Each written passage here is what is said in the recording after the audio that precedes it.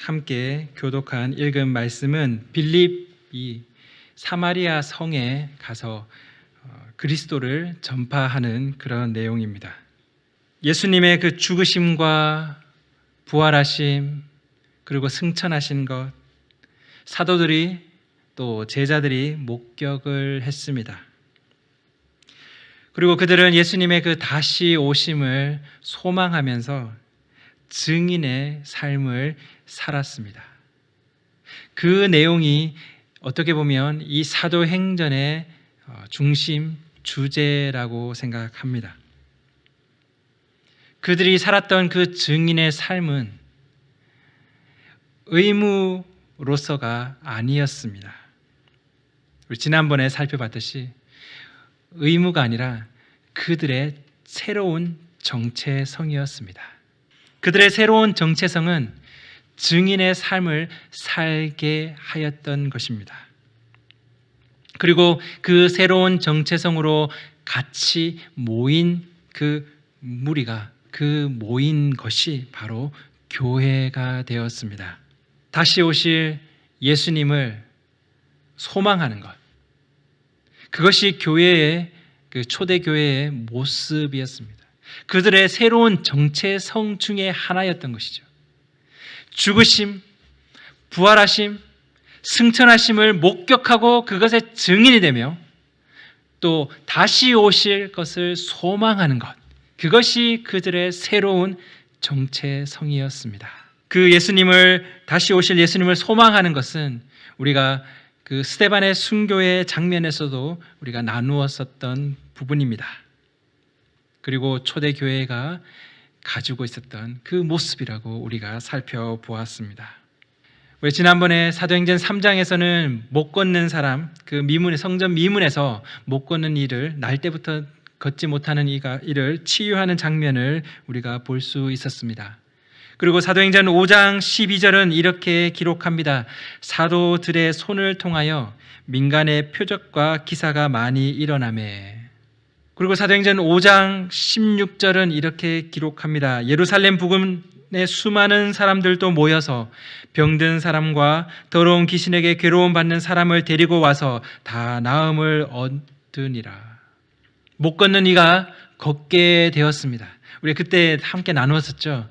이사야 말씀, 이사야서 35장인가요? 35장 말씀처럼 그 사슴처럼 저는 자가 뛰었다. 눈먼 자가 보고 귀먹은 자가 듣게 되고 저는 자가 사슴처럼 뛰었다라는 모습을 우리가 봤었습니다.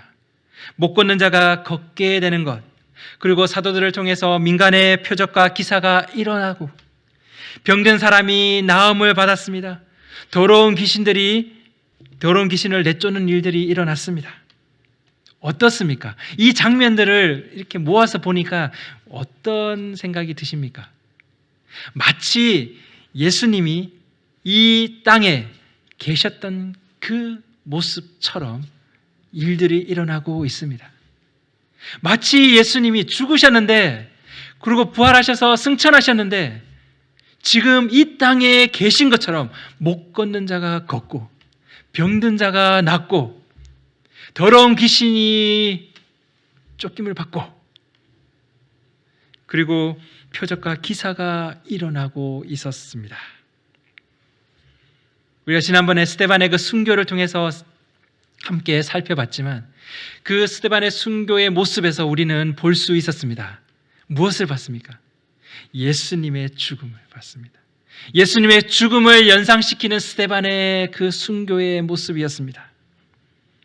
하나님 우편에 서신 그 인자를 봤던 그 스데반, 앉아 계신 것도 아니고요, 서신 그 모습을 보았습니다. 그것이 바로 그 스데반의 그 눈에는 예수님의 그 다시 오심이 임박한, 이제 우리에게 오시려고 일어서신 그 예수님으로 그렇게 보였던 것입니다. 그리고 오늘 본문의 빌립의 사역을 우리가 보면 더러운 귀신이 나가고 중풍병자가 낫고 못 걷는 사람이 나았다라고 그렇게 기록하고 있습니다. 중풍병자. 무엇이 연상됩니까?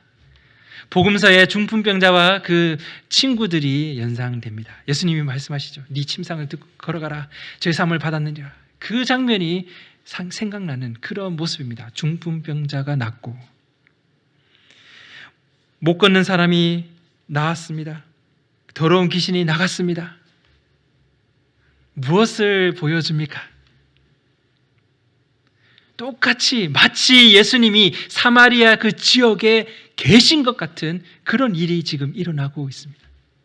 예전에 예수님께서 사마리아를 지나서 수가성 그 여인을 만났던, 우물가에서 그 여인을 만났던 그 장면처럼 사마리아에 다시 예수님이 방문한 것처럼 그렇게 일들이 일어나고 있는 것입니다. 사도들의 표적과 기사, 스데반의 순교, 그리고 빌립의 이 사역, 모두 예수님이 이 세상에 계실 때의 모습을 연상케 합니다. 예수님은 죽으셨고 부활하셨고 승천하셨습니다. 더 이상 이 땅에 계시지 않으십니다. 하지만 예수님께서 다시 오시는 것을 소망하는 이들을 통해서 다시 오실 그 예수님을 세상은 보고 있는 것입니다. 분명히 죽으셨고 부활하셨고 승천하셔서 지금 하나님 우편에 앉아 계시는데 그 날이 되면 다시 오실 것이라 약속하셨는데, 그런데 마치 죽으신 예수님이 다시 오실 거라고 하신 예수님이 이미 오신 것처럼 지금 사마리아에 계셨던 거예요. 지금 스데반이 죽는 그 장면에 계셨던 것입니다. 사도들과 함께 민간 가운데서 함께 계셨던 것입니다. 성전 미문에서 예수님이 그 베드로와 함께 들어가시고 계셨던 것입니다. 마치 예수님이 계시던 그 상황으로 되돌아간 것 같은 그런 모습입니다. 우리는 사도행전을 지금 읽고 있는데 마치 복음서를 읽고 있는 것 같습니다. 사도행전을 읽고 있는데 못 걷는 자가, 물론 예수님께서 못 걷는 자를 치유하신 내용은 없습니다, 복음서에. 근데 그 장면이 마치 예수님이 계신 것처럼, 마치 복음서를 읽는 것처럼 우리에게 느껴지는 것입니다. 더러운 귀신이 나가고 중풍병자가 낫고 병든 자가 낫고 표적과 기사가 이루어지고, 마치 복음서를 읽는 것처럼 그렇게 예수님이 다시 오신 것처럼 일들이 일어나고 있습니다. 예수님의 죽으심, 부활, 승천, 다시 오심을 목격하고 또 체험한 그 사도들과 제자들, 그리고 그것을 인정하고 그것을 신뢰하고 또 소망하는 그 교회, 그들이 바로 증인의 삶이 되었습니다. 이것이 증인이 되는 삶이 되었던 것입니다. 지금 이 세상에는, 그 2000년 전 말고요, 지금 2023년 이 세상에 누가 이런 증인이 됩니까? 바로 이 성경과 교회라고 생각합니다. 왜냐하면 그것을 예수님의 죽으심과 부활하심, 그리고 승천하심, 다시 오실 것, 그것을 인정하고 신뢰하는 모든 것이 바로 이 성경과 우리 교회를 통해서 우리는 볼 수 있습니다. 예수님을 만나고 또 예수님과 동행하면서 다시 오심을 소망하는 이들을 통해서 다시 오실 그 예수님이 계속 그 승천하신 그 순간부터 지금까지 함께 계시는 것입니다. 성령을 통해서 함께 계시리라 약속하셨던 그분, 그리고 그 성령을 받은 성도들을 통해서 세상 가운데 거하시고 계시는 것입니다. 다시 오실 예수님이 성도들을 통해서 성령 안에서 이곳 가운데 함께 계신다는 것입니다. 세상이 예수를 제대로 보지 못하고 있다면 그것은 성경 아니면 교회가 잘못 증언하고 있는 것입니다. 왜냐하면 그 두 개가 증인이니까요. 지금 이 세상의 증인이 성경과 교회니까 예수님을 만약에 세상이 제대로 보지 못하고 있다면 성경이 잘못 증언하거나 교회가 잘못 증언하겠죠. 성경이 그럴 리는 없으니까 아마도 교회가 그럴 겁니다. 그리고 교회가 잘못 증언하고 있다면 성령이 잘못 증거하고 있거나 아니면 그 성령을 받은 성도들이 성령과 상관없이 증언하고 있는 것입니다.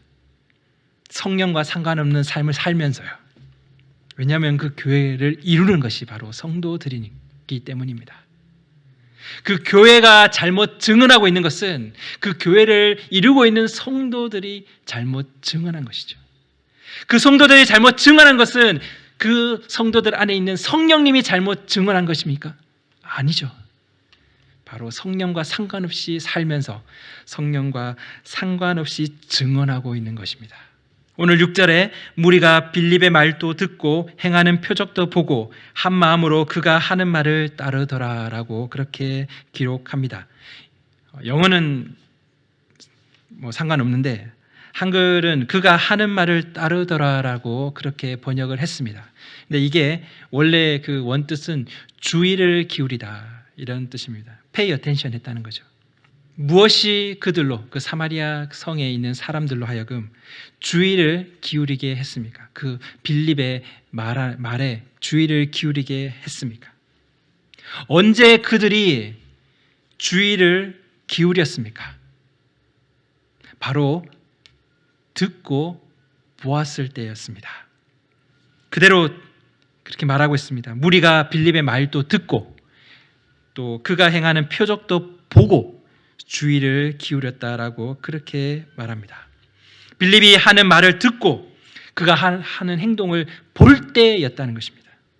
세상은 그리스도께 주의를 기울이지 않습니다. 그렇죠? 예전에는 초코파이 때문에 주의를 좀 기울였는데 요즘은 그렇지도 않다고 합니다. 저는 초코파이 먹으려고 교회 간다 막 그런 어릴 때요. 듣지 못하고 보지 못하기에 그렇다라고 생각합니다. 듣지 않았고 보지 않았기 때문에 주의를 기울이지 못한 것이죠. 그러면 어떤 사람은 이렇게 말합니다. 아니요, 말이 안 됩니다. 지금 2000년 동안 전도하고 있는데요. 지겹게 많이 듣고 들었지 않았습니까? 교회가 곳곳마다 있는데 못 들을 리가 있겠습니까? 못 볼 리가 있겠습니까?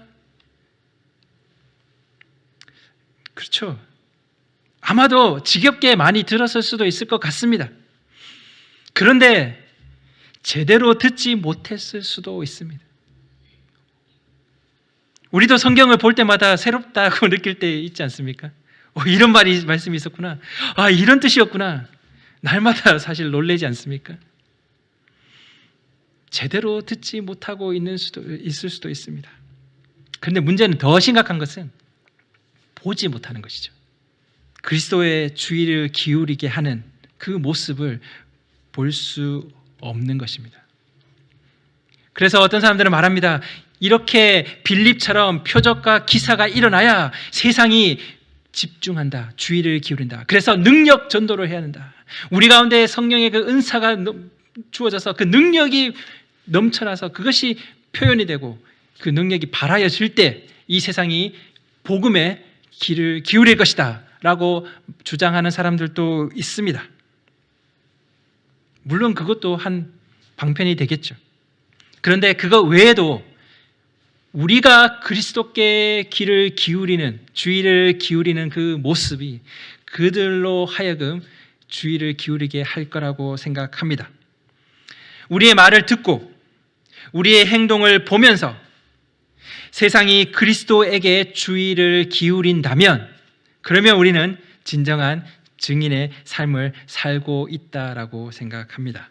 오늘 본문 8절에는 그 성에 큰 기쁨이 있더라라고 그렇게 기록합니다.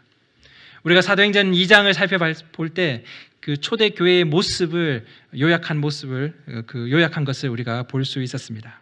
사도행전 2장 46절을 보시면 날마다 마음을 같이하여 성전에 모이기를 힘쓰고 집에서 떡을 떼며 기쁨과 순전한 마음으로 음식을 먹고. 기쁨이라는 그 단어가 등장합니다. 물론 여기 나오는 기쁨과 오늘 본문에 나오는 그 성에 기쁨이, 큰 기쁨이 있더라라고 하는 그 기쁨은 다른 단어입니다. 같은 단어는 아닙니다. 사도행전 2장에 있는 단어는 어떻게 보면 기쁨이라는 단어보다는 환희, 그 환희라는 단어가 좀 더 어울리는 단어입니다. 그리고 오늘 본문의 8절은 기쁨이라는 단어, joy인 거죠. 그런데 이 joy 앞에 great가 붙었습니다. 큰 기쁨. 어떻게 보면 환희랑 같은 의미가 될 수도 있습니다. 같은 연결이 될 수 있는 그런 부분이기도 합니다. 큰 기쁨, 그리고 2장의 그 환희, 그것이 같이 연결될 수 있다고 생각합니다. 그렇다면 우리가 어떻게 볼 수 있냐면 교회 안에 그 환희, 그 놀라운 그 기쁨이 사마리아 성읍 안에 기쁨이, 큰 기쁨이 되었다. 교회 안에 기쁨이 전해진 것입니다. 귀신에게 괴로움을 받고 있는 이들, 질병과 장애로 고통받는 이들에게 기쁜 소식이 전해졌습니다. 소외받던 사마리아 지역, 유대인들은 그 당시에 사마리아인하고 상종치 않았다라고 우리가 익히 알고 있습니다. 그 소외받던 사마리아 지역에 기쁨이 전해졌습니다. 마치 예수님이 다시 그곳에 계신 것처럼. 표적 자체가 다가 아닙니다. 예수님 때처럼요. 예수님께서 표적이 다였다면 표적만 보여주셨겠죠.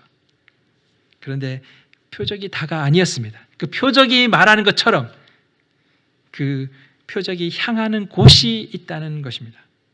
중풍병자, 질병, 귀신 들린 이의 그 치유, 그 치유는 총체적인 회복을 보여줍니다. 말이 좀 어려운데 전체적인 그런 회복을 보여줍니다. 예수님께서 그렇게 하셨던 것처럼요. 중풍병자에게 네 침상을 들고 걸어가라 라고 말씀하신 것뿐만 아니라 너의 죄 사함을 받았다 라고 말씀하신 것처럼요. 단순히 육체적 회복으로 끝이 아니라 죄 사함, 또 괴로움에서의 그 회복까지 포함하는 것입니다. 영적인 것, 육적인 것, 혼적인, 뭐 영혼 육이냐 아니면 영혼과 육이 나눠지느냐 뭐 말이 많지만 여튼 우리 가운데 그 총체적인 회복이 일어나는 것입니다. 모든 영역에서 시작된 그 회복은 사마리아 성읍에 큰 기쁨을 가져다 주었습니다. 환희를 가져다 주었습니다. 이 세상은 기쁨과 회복에 대한 말 지겹게 들었을 수도 있습니다. 계속 말하죠. 회복이 있다, 기쁘다, 기쁜 소식이잖아요. 복음이 기쁜 소식, 회복, 뭐 변화, 축복, 많은 즐겁게 들었을 것입니다. 근데 문제는 그 기쁨과 회복을 볼 수 없다라는 것입니다. 부끄럽지만 제가 제 이야기를 잠깐 나누면 최근에 그런 행정적인 페이퍼워크, 그런 행정적인 그런 문제가 좀 있었습니다. 그래서 좌절을 좀 느꼈습니다. 제가 할 수 있는 게 없더라고요. 계속 전화를 하는데 전화도 받지 않습니다. 전화 안 받기로 유명하더라고요. 계속 그래서 대기만 1시간 반씩 대기를 하고 시간은 별로 없는데 계속 걱정과 근심에 며칠을 우울하게 있었습니다. 아내가 딱 알더라고요. 무슨 일이냐고. 나 아무 일 아니라고 얘기했죠. 계속 캐묻더라고요. 무슨 일이 분명히 있다. 왜 말 안 하냐고. 근데 말을 할 수가 없었습니다. 괜히 또 걱정 끼치기 싫어서 혼자 걱정 근심에 눌려 있었는데 계속 전화하는 거 말고는 제가 할 수 있는 게 없었습니다. 근데 뭐 1시간 반 동안 계속 켜놔놓고 전화 그냥 돌려놓고 그러면서 이제 설교 준비를 하는데 이 본문을 준비하면서 기쁨, 환희. 그런데 정작 저에게는 기쁨이 없었습니다. 설교를 준비하는 저에게 기쁨이 없고 제한테 환희가 없었습니다. 글쓰로 말미암아 받는 그런 고난, 고통도 아닌데 그냥 전화 안 받는 것 때문에 행정 절차 안 되는 것 때문에도 제가 근심하고 우울하고 걱정하고 있었습니다. 모든 것이 잘 되어서 오는 그런 기쁨을 이야기하는 것이 아닙니다. 상황을 넘어선 기쁨, 어떻게 보면 근본적인 그 기쁨이 사라졌던 것입니다. 그냥 별거 아닌 문제로요. 그래서 기도하면서 마음을 바로 잡았습니다. 주님, 제가 여전히 이렇습니다. 여전히 걱정 근심 가운데 있습니다. 그렇게 기도하고 설교 준비를 마치고 제 가운데, 제 삶 가운데도 기쁨과 환희가 있을 수 있게, 회복할 수 있게 도와주십시오. 그렇게 기도하고 이틀이 지났습니다. 드디어 통화가 되었습니다. 무뚝뚝하게 받으면 한 소리 하려고 했는데 너무 친절하더라고요. 너무 상냥하게 받더라고요. 그래서 그냥 잘 그 통화를 마치고, 그런데 놀라운 것은 그 사람이 이야기하기를 어제 저의 요청을 처리를 했다는 것입니다. 그리고 그 다음날 지금 전화 통화가 되었다는 것이죠. 물론 완전히 해결된 것은 아닙니다. 여전히 지금 가야 될 길이 많지만 저에게는 기적과 같은 일이었습니다. 문제가 풀려서 기뻐하는 그런 것이 아니라 우리는 기쁨의 그 원천을 다른 곳에서, 정말 그 마르지 않는 그 원천에서 우리는 찾을 수 있습니다. 상황을 넘어선 그 기쁨, 환희, 그것을 이 초대교회는 누렸습니다. 그리고 그것을 우리도 누리는 것입니다. 내 안에 그 기쁨과 회복, 우리 가정 안의 기쁨과 회복, 그리고 우리 교회 안의 기쁨과 회복, 그것이 전해지는 것입니다.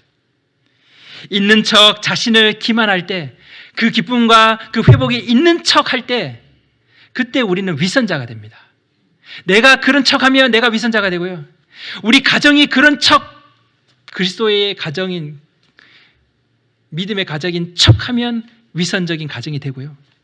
우리 교회가 그런 척하면요, 우리 교회가 위선적인 교회가 됩니다.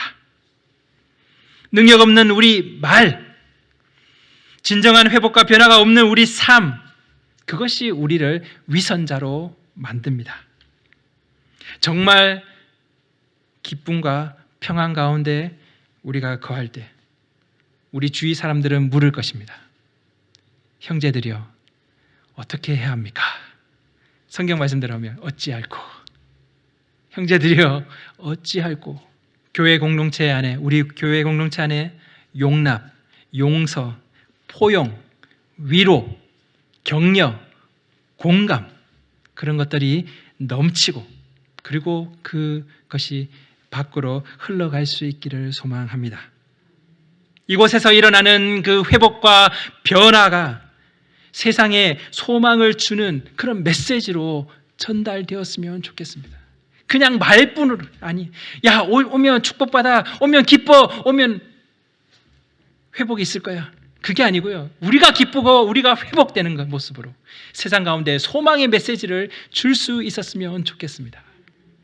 성령님께 순종하는 우리의 모습이 예수가 없는 모든 곳에서, 사마리아 같은 곳에서 다시 오실 예수님의 모습으로 드러날 수 있었으면 좋겠습니다. 예수님은 죽으시고 부활하시고 승천하셔서 지금 하나님 보좌 우편에 앉아 계시지만, 다시 오실 그 예수님은 성경과 교회를 통해서 지금껏 이 세상 가운데 계시고 있으십니다. 마태복음 말씀 그대로요. 내가 세상 끝날까지 너희와 항상 함께 있으리라. 그 말씀 나중에 이루어지겠지가 아니고요, 이루어지고 있었고 이루어지고 있고요, 이루어질 겁니다. 그것을 성경이 이야기합니다. 또 그것을 우리 교회가 증언하는 것이죠. 다시 오실 예수님은 살아서 지금 우리 가운데 거하십니다 라고 우리는 말이 아니라 우리의 기쁨과 우리 삶의 회복으로 보여주는 것입니다. 그것이 성령 충만의 삶이라고 생각합니다. 그것이 성령 충만에서 나오는 증인된 삶이라고 생각합니다. 증인되는 거 어렵습니다. 가서 막 주려고 하면 부끄럽잖아요. 안 받고 막 버리면 막 민망하고 마음 상하고, 그런 얘기를 하는 것이 아닙니다. 우리가 증인의 삶을 살 때, 우리가 정말 그 기쁜 소식 복음을 누릴 때 세상은 우리에게 묻습니다. 형제들이여, 어찌할꼬? 어떻게 합니까? 당신은 가진 것도 없고 당신은 이룬 것도 없는데 뭐가 당신을 기쁘게 합니까? 무엇이 당신에게 환희를 주고 있습니까? 라고 되물을 것입니다. 이것을 노력한다고 되는 것이 아닙니다. 기뻐해야지, 항상 기뻐해. 제가 고등학교 때 그것을 적었거든요. 제 일기장에 적었습니다. 항상 기뻐하라, 쉬지 말고 기도하라, 범사에 감사하라. 그까지만 적었어요. 이는 하나님의 뜻이라고 했는데 그건 안 적고 그까지만 딱 적고 날마다 노력했죠. 기뻐해야지. 부모님하고 싸웠을 때도 기뻐해야지. 남들이 보면 미쳤냐라고. 근데 그게 아니었습니다. 정말 기쁨은 그렇게 노력하고 결심한다고 오는 기쁨이 아닙니다. 어떻게 보면 쉬지 않고 기도하고 또 범사에 감사하는 데서 함께 어울려서 나오는 것이 기쁨입니다. 그 기쁨을 우리가 누린다면 세상 가운데 우리는 증인의 삶을 살고 있는 것입니다. 그런 증인으로 우리가 거듭날 수 있도록 기도하며 나아갔으면 좋겠습니다. 기도하겠습니다.